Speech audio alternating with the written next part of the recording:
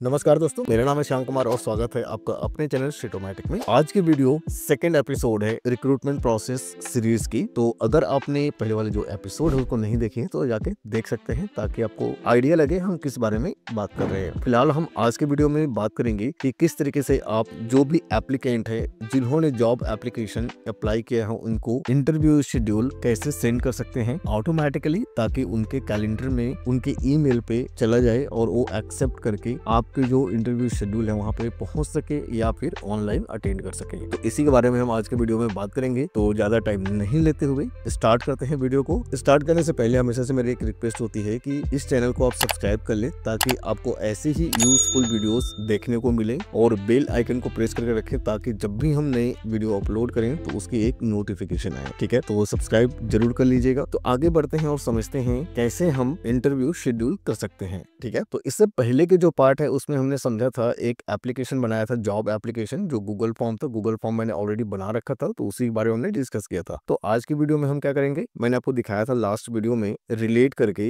एक टेबल से दूसरे टेबल को, जैसे कि हमने किया था इस एप्लीकेशन को। ठीक है, जो हमारा एप्लीकेशन है उसको हमने रिलेट करा था आगे इंटरव्यू के लिए। जैसे कि यहाँ पे मैं जाता हूँ एप्लीकेशन पे तो मुझे दिखेगा यहाँ पे कैंडिडेट के नाम और उसके आगे इंटरव्यू शेड्यूल्स। ठीक है, तो इंटरव्यू जो शेड्यूल है यहाँ पे अगर आप देखेंगे इंटरव्यू शेड्यूल, यहाँ पे क्या क्या डिटेल्स है, एप्लीकेंट का ईमेल है, इंटरव्यू डेट है, कैंडिडेट का नाम है, इंटरव्यूअर ईमेल है। ठीक है, सारी चीजें हैं। अब यहाँ पे मीट का लिंक है। ये सारी चीजें हमने यहाँ पे टेबल में डाली थी। इंटरव्यू शेड्यूल करने से पहले हम एक चीज और समझेंगे कि इंटरव्यू शेड्यूल हम किसका कर रहे हैं। हो सकता है कि जो मेरे पास एप्लीकेशंस आए हैं उसमें से किसी एक को मैं भेजने चाहता हूँ या 2-4 को भेजने चाहता हूँ। ठीक है, तो उसमें से कौन है वो, उनको मुझे सबसे पहले रिव्यू करना है और चेक करके उनको इंटरव्यू के लिए शेड्यूल करना है। ठीक है, तो उसका जो एक पार्ट है वो हमारा अभी भी मिसिंग है, तो उसको सबसे पहले हम रिलेट करते हैं। कैसे, जैसे कि मैंने लास्ट टाइम आपको बताया था, लास्ट जो वीडियो है उसमें, कि हमारा जो एप्लीकेशन है ये सारी डिटेल्स हमारे पास आई थी उसमें। तो हमने ये समझा था इंटरव्यू शेड्यूल का, यहाँ पे एक रेफरेंस हमने लिया था ईमेल का। ठीक है, वैसे ही हम यहाँ पे एक चीज और लेंगे, स्क्रीनिंग का। ठीक है, स्क्रीनिंग मतलब जो भी हमारे पास एप्लीकेशन आई है जितने भी एप्लीकेंट के, उन सबको हम पहले बार रिव्यू करें, उसके बाद ही उनको शेड्यूल करें। तो इसको भी हम एक बारी रिलेट कर लेते हैं, ऐड कर लेते हैं उसी टेबल के अंदर। जैसे कि एप्लीकेशन आईडी, ये तो यूनिक होने वाला है तो हम इसको क्या करेंगे, यूनिक आईडी एक फॉर्मूला होता है, इसको आपको अप्लाई करना है ताकि ये यूनिक आईडी रहे। ठीक है, दूसरा रेफरेंस आईडी, यहाँ पे हमारे पास जो हमने लास्ट वीडियो में सीखा था सेम वही चीजें अप्लाई करेंगे। यहाँ पे टेक्स्ट को चेंज करेंगे हम रेफरेंस में, और एक कौन से टेबल से आ रहा है, एप्लीकेशन से, इसको हम इज अ पार्ट ऑफ करके सेव कर देंगे। ठीक है, उसके बाद नेक्स्ट जो काम है आपका वो क्या है, यहाँ पे जो HR रिव्यूअर का ईमेल है, क्योंकि जो भी रिव्यू करने वाला है उसके ईमेल ऑटोमेटिक आना चाहिए, सेलेक्ट करने का ऑप्शन हम नहीं देंगे। तो इसके लिए क्या करना है, एक फॉर्मूला हम यूज करेंगे, इसका नाम है यूजर ईमेल। ठीक है, और इसको सेव कर देंगे।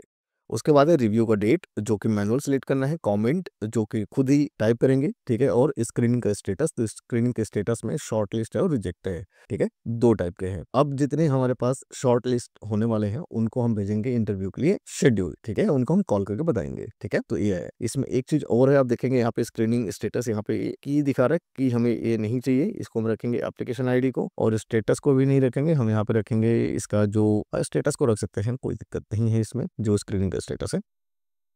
ठीक है, तो हमने इसको भी रिलेट कर दिया। रिलेट का क्या मतलब है, अब जब भी मैं यहाँ पे जाता हूँ अपने एप्लीकेशंस में तो इसको सेलेक्ट करूंगा मैं, तो उस टेबल के नीचे मुझे इस तरीके से दिखाई देगा, एक इंटरव्यू शेड्यूल का जो टेबल है और दूसरा है स्क्रीनिंग का। तो मैं इस स्क्रीनिंग को ऊपर करूंगा और नीचे इस वाले को नीचे करूंगा। ठीक है, वो कैसे होगा, इसके लिए हमें जाना होगा व्यू के अंदर, यहाँ पे जो व्यूज है उसके नीचे सिस्टम जनरेटेड, यहाँ पे कुछ आपको दिख रहे हैं अलग अलग व्यूज। ठीक है, तो इसमें आपका है एप्लीकेशंस, तो इसको सेलेक्ट कर लें। इसमें एक फॉर्म है, एक डिटेल है, तो मुझे डिटेल चाहिए, डिटेल जो कि ए वाली है। ठीक है, अगर आप देखेंगे तो एप्लीकेशन डिटेल यहाँ पे लिखा हुआ है इसका नाम। ठीक है ना, तो इसको हम सेलेक्ट करेंगे और यहाँ पे आएंगे, कॉलम के ऑर्डर को चेंज कर देंगे। ठीक है, मैनुअल करेंगे इसको, टाइम स्टैम्प ईमेल ऐसा है, तो जो हमें चाहिए हम वही रखेंगे, बहुत सारी चीजें हमें नहीं चाहिए तो हटा देंगे उसको। ठीक है, तो मुझे चाहिए कैंडिडेट का नेम, कॉन्टैक्ट नंबर कोई मतलब नहीं है, रेज्यूमे का लिंक भी नहीं चाहिए मुझे, प्रोफाइल भी नहीं चाहिए, पोजीशन अप्लाइड, ठीक है ये चाहिए, एप्लीकेशन डेट, सोर्स, रेफरल है। ठीक है, वहाँ पे दो हमारे पास अब नीचे दिख रहा है टेबल, रिलेटेड इंटरव्यू शेड्यूल और रिलेटेड स्क्रीनिंग्स। तो मुझे यहाँ पे चाहिए रिलेटेड इंटरव्यू को मैं नीचे कर देता हूँ और ऊपर स्क्रीनिंग को, क्योंकि ये पहले आने वाला है। ठीक है, इस तरीके से। उसके बाद सेव। ठीक है, अब मैं क्लिक करता हूँ इसमें तो दिखाई देगा मुझे स्क्रीनिंग पहले होगा, उसके बाद आपका शेड्यूल होगा। तो स्क्रीनिंग में जाते ही मुझे यहाँ पे दिखाई देगा HR रिव्यूअर का ईमेल और रेफरेंस आईडी, क्योंकि मैंने ईमेल को की लिया था एप्लीकेशन में और उसी को लेबल लिया था, इसलिए मुझे यहाँ पे रेफरेंस आईडी में दिखाई दे रहा है। कमेंट, शॉर्टलिस्ट या रिजेक्टेड यहाँ पे, ठीक है। तो कमेंट में कुछ लिख सकता हूँ, यहाँ पे शॉर्टलिस्ट कर सकता हूँ इसको। अब जितने भी शॉर्टलिस्टेड है, यहाँ मैंने शॉर्टलिस्ट कर दिया। अब मुझे इन्हीं को भेजना है आगे इंटरव्यू शेड्यूल। तो अब मुझे इन्हीं को भेजना है इंटरव्यू के लिए ईमेल कि आप इंटरव्यू में आ सकते हैं, ठीक है। शॉर्टलिस्ट करने के बाद तो ये मेरे पास दिख रहा है स्क्रीनिंग में, ये ईमेल एड्रेस है, ठीक है। और नाम क्या है इसका, नाम दिखाई नहीं दे रहा मुझे। तो एक बार देख लेते हैं हम अपने टेबल में जाके, क्या हमने नाम इसमें ऐड कर रखा है। नाम नहीं है इसमें, ठीक है। तो हम इसमें नाम भी रख लेते हैं, जो एप्लीकेंट है उसका नाम, ठीक है। तो मैं इसमें एक कॉलम ऐड करता हूँ, इसका नाम रखते हैं एप्लीकेंट्स ने, ठीक है। ऐसा अब ये कैसे आएगा, इसके लिए मुझे वापस जाना होगा अपने डेटा टेबल में और स्क्रीनिंग के अंदर इसको रीजनरेट करना है स्कीमा, ताकि जो मैंने कॉलम ऐड करा है वो मुझे यहाँ पे दिख जाए। हम चाहे तो एक कॉलम और ऐड कर सकते हैं पोजीशन अप्लाइड का, ठीक है। 2 चीजें ले ली हमने, इसको भी कर लेते हैं वैसे ही, ठीक है। एप्लीकेंट नेम और पोजीशन अप्लाइड, तो 2 चीजें यहाँ पे। अब मुझे यहाँ पे कुछ दिखाई नहीं दे रहा है, ठीक है, एप्लीकेंट नेम पे। तो यहाँ पे एक फॉर्मूला लगाना है मुझे, ऐप फॉर्मूला, ठीक है, ताकि इसको कोई चेंज ना कर सके। सेलेक्ट कहाँ से लेके आना है, एप्लीकेंट एप्लीकेशन से। एप्लीकेंट को मुझे नेम चाहिए, तो मुझे कहाँ से चाहिए, एप्लीकेशन से। एप्लीकेशंस, एप्लीकेंट और नेम, कैंडिडेट नेम, ऐसा है। कैंडिडेट नेम किसके बेसिस पे चाहिए मुझे, ईमेल आईडी के बेसिस पे, ईमेल, ठीक है। इस वाले टेबल में ईमेल कैसे मिलेगा हमें, रेफरेंस आईडी के तौर पर, क्योंकि हमने की को लिया वहां पे, ठीक है। क्लोज करते हैं इसको। ओके, अभी भी एक एरर आ रहा है, तो इसको हम करेंगे टेक्स्ट, क्योंकि नेम दिखा रहा है और वो टेक्स्ट नहीं समझ रहा है, तो इसको हम कर देंगे टेक्स्ट, ठीक है। और सेव करते हैं इसको। ऐसे ही मैं यहाँ पे एक चीज और ले लेता हूँ, सेम कॉपी और पेस्ट किया फॉर्मूले को, और यहाँ पे कैंडिडेट नेम को चेंज करते हैं यहाँ पे अप्लाइड पोजीशन के लिए, पोजीशन अप्लाइड, ताकि मुझे पोजीशन की भी डिटेल मिल जाए। सेव। अब मुझे जाना है अपने व्यूज में, और एक बारी जो डिटेल है एप्लीकेशन का, उसके नीचे हमारे पास है एक स्क्रीनिंग का, उसको भी देख लेते हैं। स्क्रीनिंग के फॉर्म पे क्या क्या है, और इसके डिटेल में, स्क्रीनिंग के डिटेल में क्या क्या चीज है मेरे पास, स्क्रीनिंग के स्टेटस, एप्लीकेशन आईडी, ठीक है। तो ये सबको हटा के हम करते हैं अपने हिसाब से। मुझे चाहिए यहाँ पे जो एप्लीकेंट है उसका नाम, candidate name, position applied, HR reviewer, review date और कमेंट, तो ये सब चाहिए, ठीक है। अब ये कैसे दिखेगा, अब मैं जाता हूँ अपने इस ऐप में, और मुझे यहाँ पे सिलेक्ट करना है, देखता हूँ मैं, तो यहाँ पे मुझे दिख रहा है स्क्रीनिंग में, ठीक है।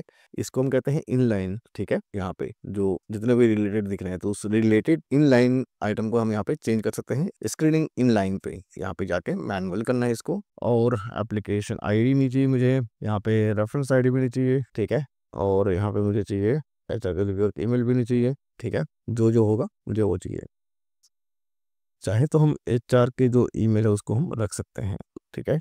पोजीशन अप्लाइड, रिव्यूअर कौन है उसका तो पता होना चाहिए, ठीक है। तो यहाँ पे आप देखेंगे एक ईमेल करके आ रहा है ऐसा, ठीक है। इसका आइकन आ रहा है, न कि उसके ईमेल एड्रेस आ रहा है। इसको भी हम ओवरकम करेंगे, इसको ठीक करेंगे कैसे, किसको करेक्ट करना है। इसको पहले सेव कर दूं। सेव करने के बाद हम चलते हैं, यहाँ पे एक एक्शंस करके आइकन है, ठीक है। इसमें क्लिक करना है आपको एक्शंस में, और कौन से टेबल में था वो, स्क्रीनिंग के अंदर। तो यहाँ पे कंपोज ईमेल, इसने ऑटोमेटिक पिक कर लिया है HR रिव्यूअर ईमेल को, ठीक है। इसको आप कर देंगे हाइड यहाँ से। अब जब आप देखेंगे तो यहाँ पे आपको दिखेगा ईमेल प्रॉपर, ठीक है। सेव करते हैं इसको। अब प्रॉपरली हम जाके देखेंगे तो यहाँ पे शॉर्ट लिस्टेड है, कौन है ये, उसकी डिटेल नहीं है, क्योंकि पहले हमने जब अपडेट किया था वहाँ पे डिटेल्स नहीं थी। चाहे तो हम यहाँ पे अपडेट कर सकते हैं उसका जो नाम है और पोजीशन है। स्क्रीनिंग में एप्लीकेंट नेम, पोजीशन अप्लाइड क्या था, डेटा एनालिस्ट, तो इसको भी हम यहाँ पे पेस्ट करते हैं और एक बारी सिंक करते हैं। तो अब मेरे पास नाम, पोजीशन सब कुछ आ रहा है, शॉर्ट लिस्टेड है, ठीक है। अब शॉर्ट लिस्टेड में जाके हम इसको आगे कैसे शेड्यूल करेंगे उस पर बात करते हैं, ठीक है। तो यहाँ पे मैंने शॉर्ट लिस्ट कर दिया है इसको, ठीक है। शॉर्ट लिस्टेड है, तो उसी के साथ मैं यहाँ पे इंटरव्यू शेड्यूल कर सकता हूँ यहाँ पे जाके, ठीक है। तो आज की वीडियो में हमने समझा किस तरीके से स्क्रीनिंग टेबल को हम यहाँ पे रिलेट कर सकते हैं, ताकि हम उसमें रिव्यू डाल सकें, अपडेट कर सके, उसके बाद हम इंटरव्यू शेड्यूल करें। तो इस पे हम काम करेंगे, क्योंकि एक इसमें स्क्रिप्ट है, उस स्क्रिप्ट को एम्बेड करेंगे, और साथ ही मैं दूसरा तरीका भी बताऊंगा, जिससे कि गूगल कैलेंडर के थ्रू आप इसमें इंटरव्यू शेड्यूल कर सकते हैं, ठीक है। तो इस वीडियो में फिलहाल इतना ही, और आप मेक श्योर करें कि चैनल को सब्सक्राइब कर रखा है और बेल आइकन को प्रेस करें, ताकि आपको नेक्स्ट वीडियो की नोटिफिकेशन मिले, ठीक है। मिलते हैं नेक्स्ट वीडियो में, तब तक के लिए बाय बाय।